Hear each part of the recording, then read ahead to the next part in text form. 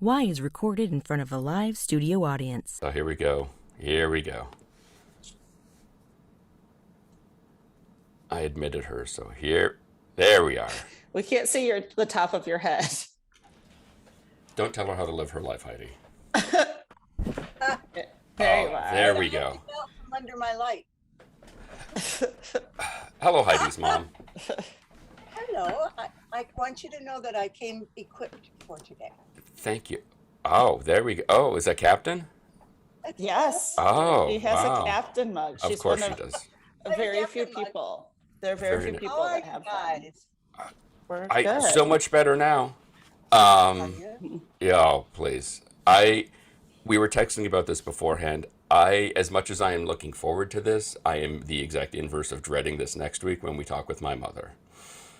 So, How exciting. yeah, You so know, I'm gonna. what you want your audience before you begin. What was that? You won us before you begin. This is I true. mean, we already love you. Yes, but there's a little anxiety here. I would hope so. Yes. I hope so. But we thought hitting 200 episodes is some sort of milestone. I don't know what, but what better way to mark it? We had a member of the Ramones for episode 100, so obviously, next step is to bring our mothers onto the show. Do you know who the Ramones are, Mom? I do not. Perfect. Excellent. Thank you. Do you know who the Who is? Who what? Do you know who the Who is? I know the name. Do you know who Wham is? Don't even know that name. Yes, you do. I thought of all of them, that was the one you would know. Wham? From the 80s, George Michael, Andrew Ridgeley. I know George Michael. Okay, know there that. we go.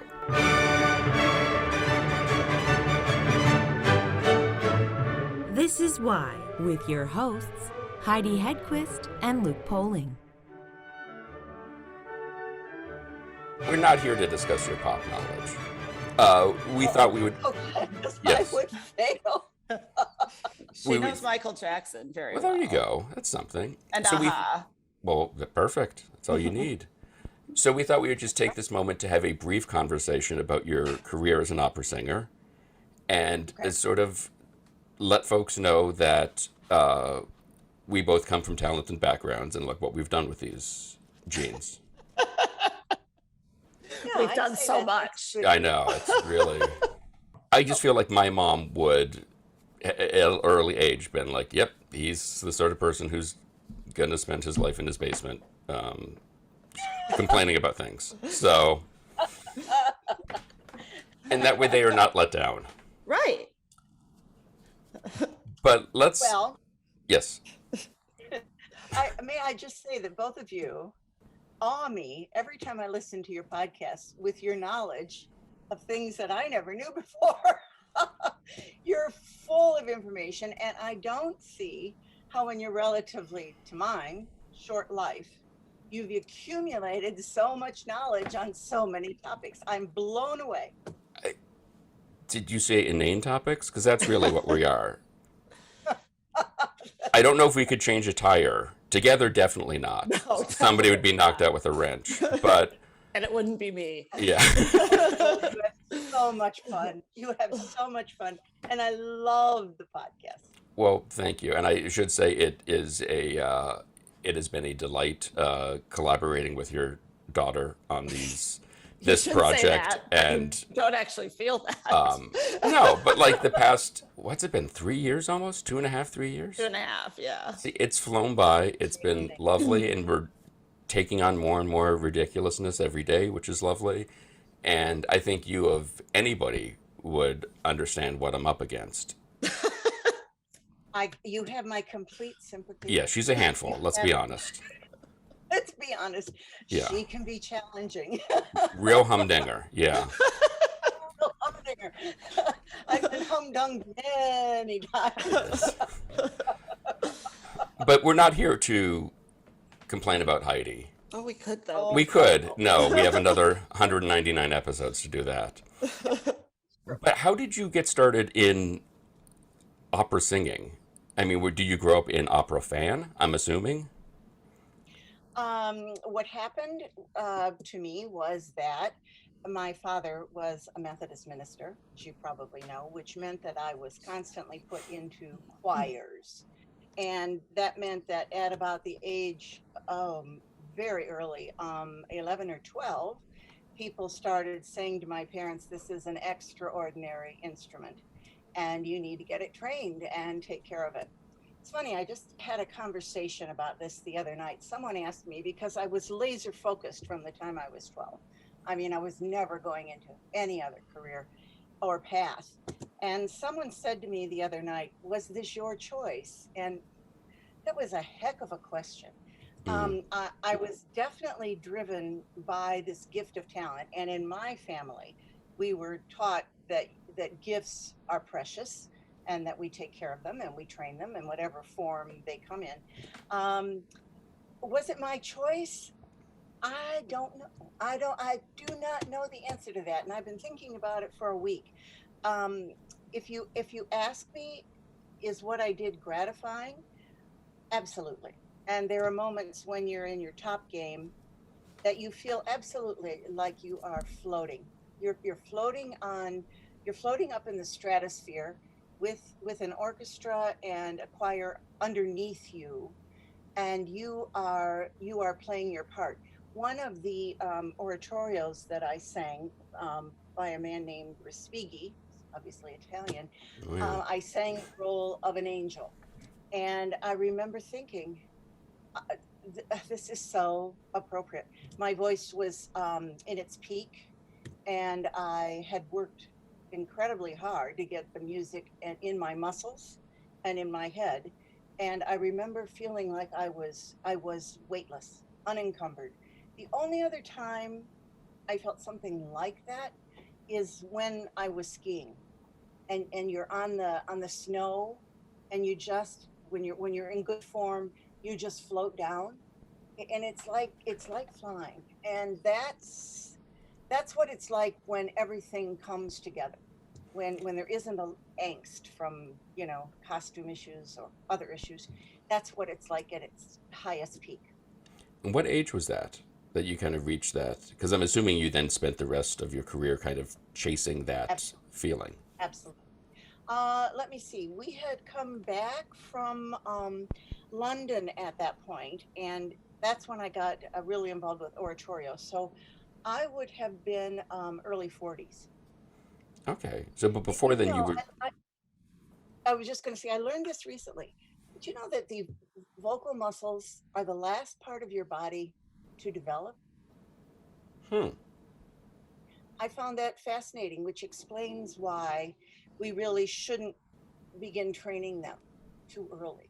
We're really, athletes.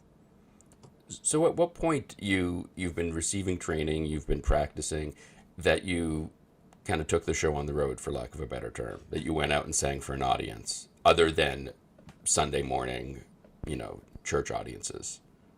Because they'll take anything. Let's Well, be I was gonna say honest. that's a tough Yeah. crowd.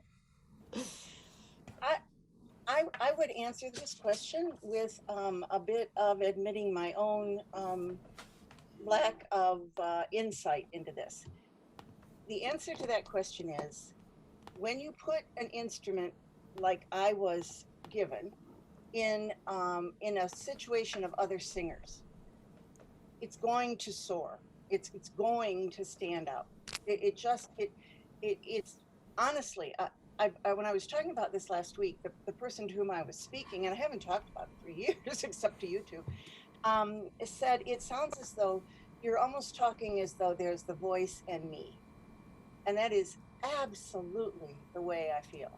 It Hmm. was my job to take care of it and train it. I did nothing to get it, to deserve it.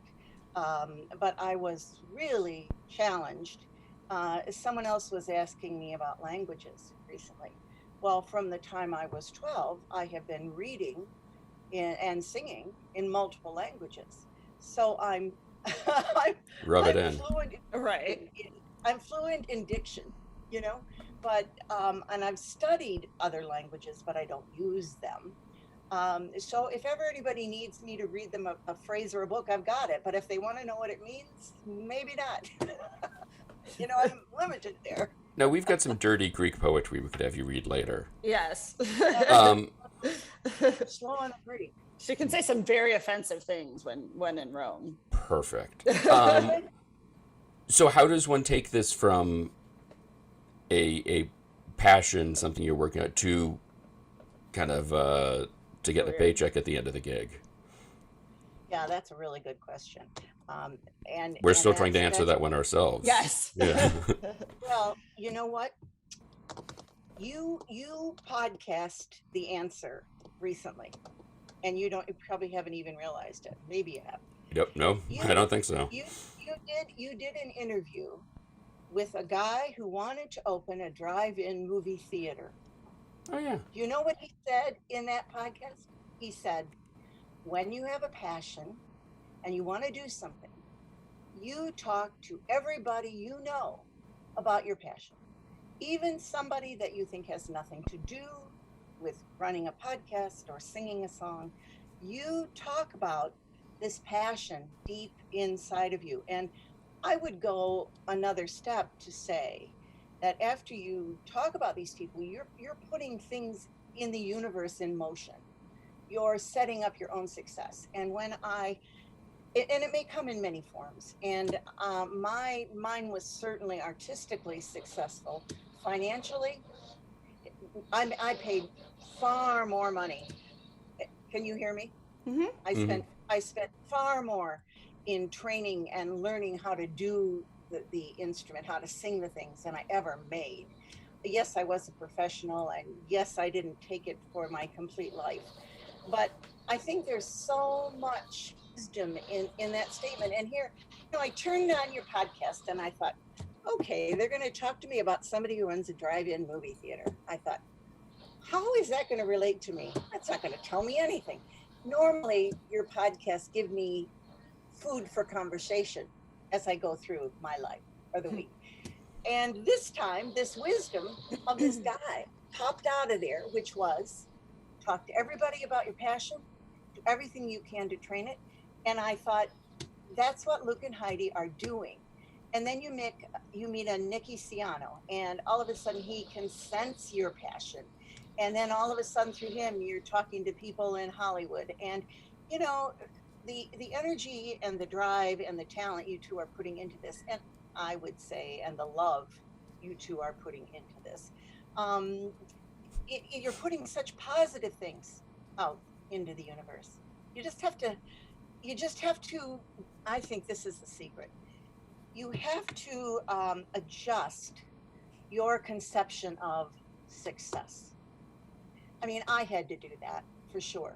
One of the greatest performances of my life took place in Adelaide, Australia, and I did a command performance for the governor of South Australia, and I'm a real Anglophile, as Heidi is, and all around me were the pictures of the monarchs, and my voice was in top form. I'd worked really hard on it, and I chose pieces that I loved and some that were brand new.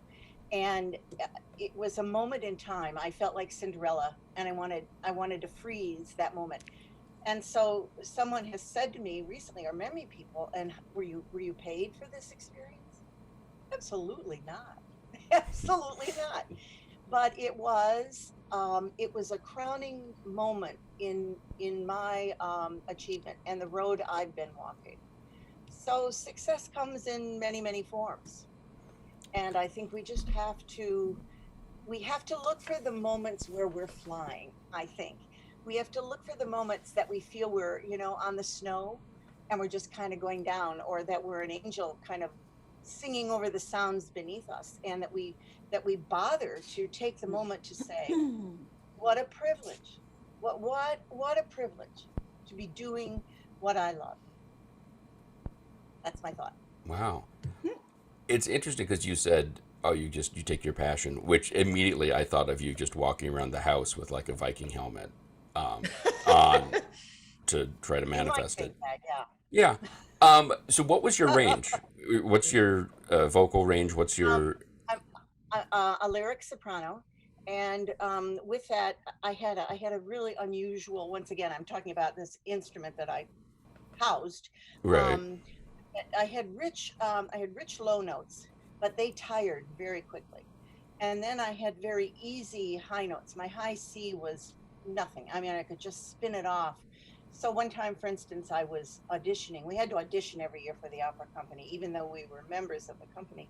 And I was singing from Naughty Marietta, the Italian street song, which gets you up on a high C, and you're there, and you're just sitting there for measures and measures.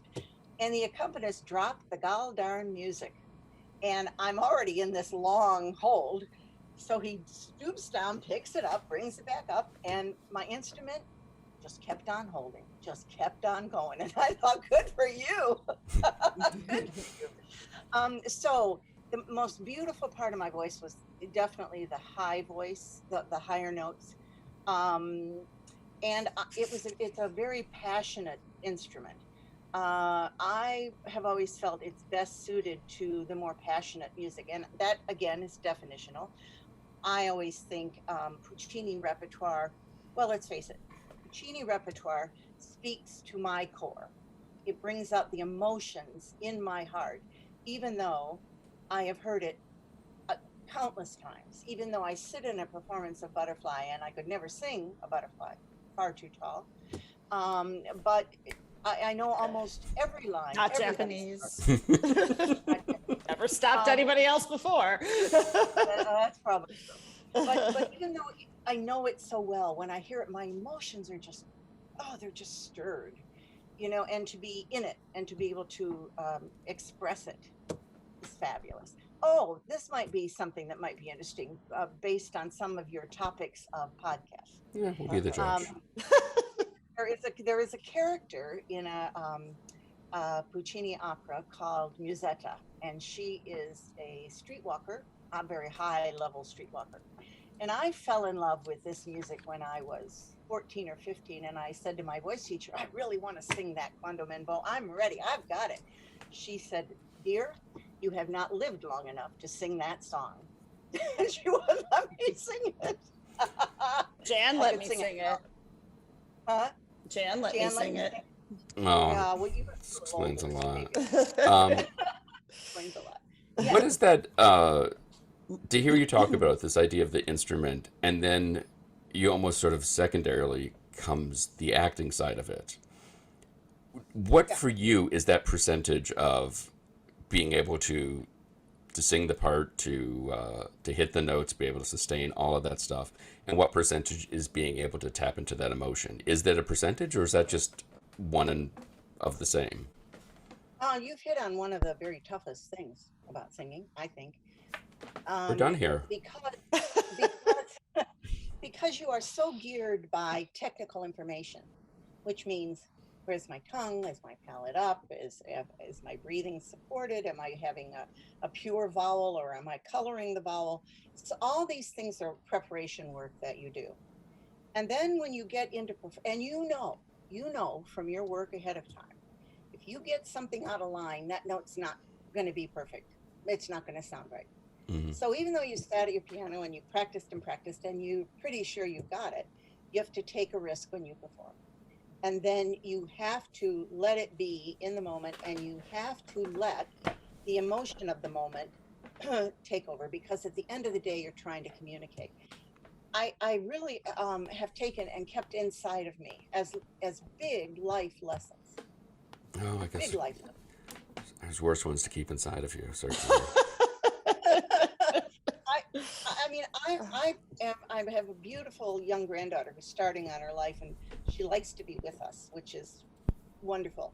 And I'm passing on those things to her. You're not playing her our show, are you? No, she's not a child. Okay. All right. She's 25. Oh God, no. Some of those episodes I get into, I think, oh. And I had to go to Heidi's and see the Tantra chair. Well, no, there are episodes where I think we both hang up after the interview and go, that's great. Our moms are going to hear this. Yes. I'm telling you, sometimes your moms are holding on by their fingertips. Well, it's hard because you want to be open and to your point, welcoming to the, I don't want to say gift, welcoming to the conversation and be fully immersed in it. And then there's that kind of retrospect where you stand back and go, oh my God, what have I done? Well, that's one of the things I've noticed too about your podcast, and I really There's a hope lot that of, oh my God, what have I done? no, it's a lot of validating anybody's chosen passion and career choice. I mean, I heard Heidi say, "Darn, you blew me away," but you're talking about this man who performed in porn and edited, Oh, yes.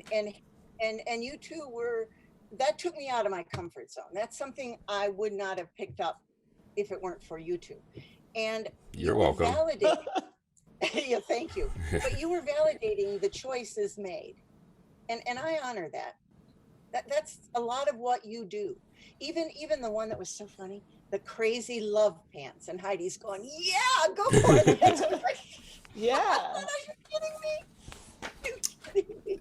There's only been, and they shall remain nameless, I think 2 people we've talked to that we really felt like, it's hard to think this is okay. But everybody else, because there's always a good, like, it always makes sense. It's always, as long as nobody's hurting anyone or doing something, horribly illegal, then go for it. If it makes sense to You bring that out. That's Yeah. the wonder. That's the wonder of what you're doing.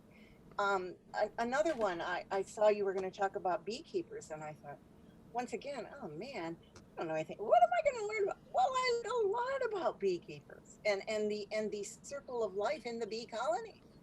Mhm. So, I mean, great. Yes, I'm a tremendous fan because I love you both. Even you, Luke, you're on my love him list because I Oh, feel like you're please.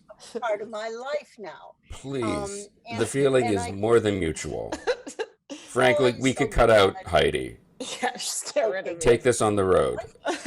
There you go. Let's do it. Yes. Let's do it. So, how long was your career? When did you sort of feel like I need to hang up my trident? And is that one of those things? I mean, it seems like it's like a professional sport where you just reach a point where your body or your instrument, to use your terminology, just will not cooperate with what you need to do to be at your peak.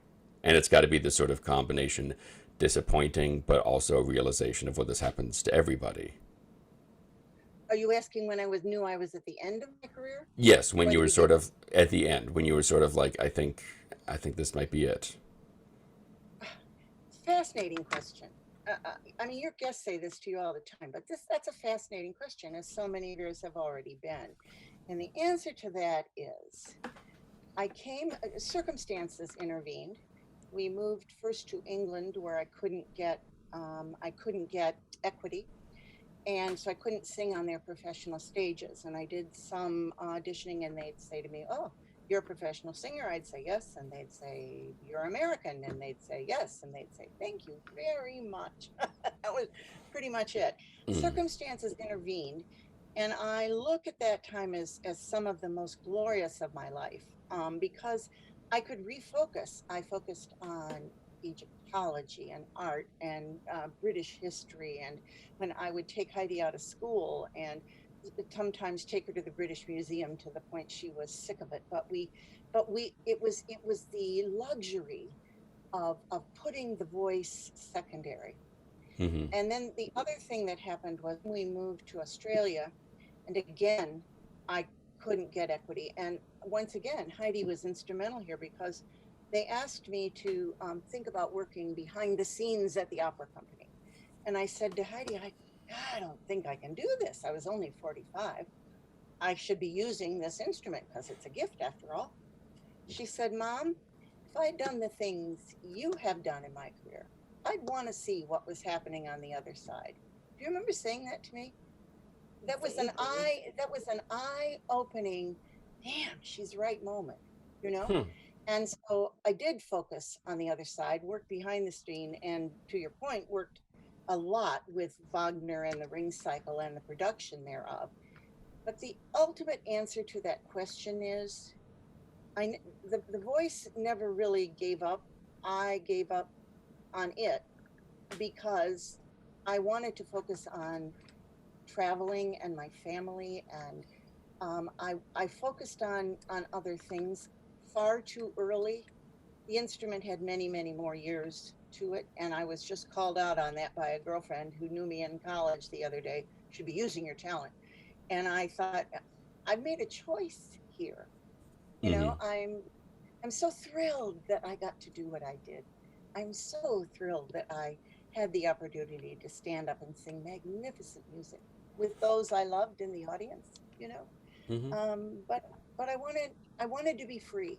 I wanted to be free. I want to be here when Heidi can come up. I don't want to be rehearsing, Right. you know. Well, and you can also really show people up at Christmas Carol time. Well, there's that. Yeah. And that does happen. Yeah, hold my mic. Come on, here we go. Right.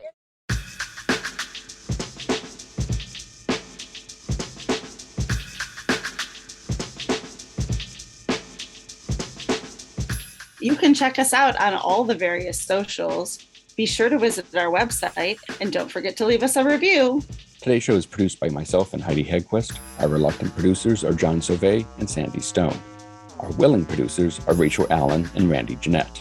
Our intern is Zach Jackson. This one's for Philippe. Thanks for joining us. Flash, we're coming home.